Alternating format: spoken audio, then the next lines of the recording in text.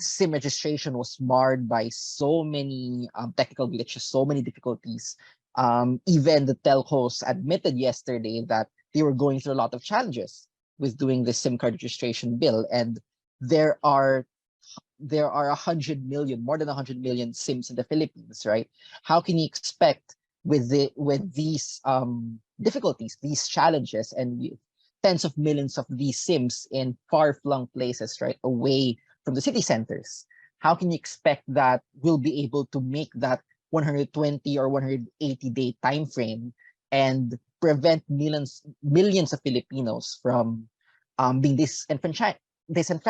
I mean, that SIM card is essentially the gateway to communication for millions of Filipinos, right? And of course, there's this a large unsolved issue of surveillance and privacy, right?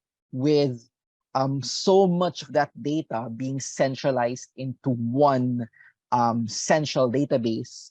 The government and the telecommunications companies, they still haven't given us consumers and even privacy and IT rights experts assurance that our data, our personal information, and now with the new rules that the DICT has mandated, our selfies, right? Our photos, our personal photos, can be in safe hands, are entrusted in these safe hands, and they can't be accessed by any bad actors, whether that's internal or external. And so that premise of the SIM card registration in and of itself is flawed.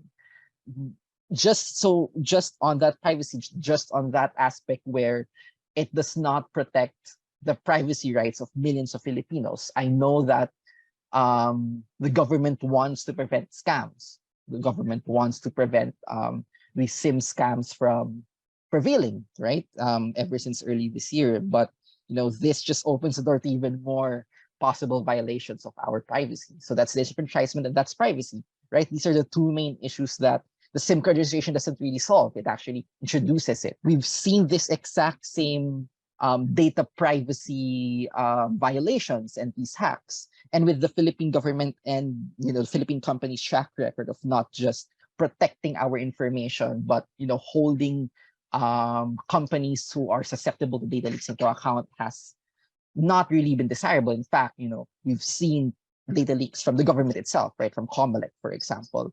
How can we trust that this SIM card registration law will protect our privacy?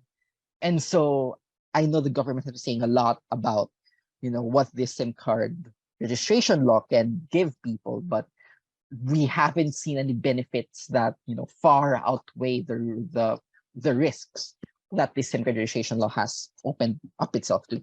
We already have laws in place to protect our privacy, and so we should just implement them. And of course, I feel like we do have to come to the root issue. Why is cybercrime so prevalent? Because there are many socioeconomic issues that we have yet to solve.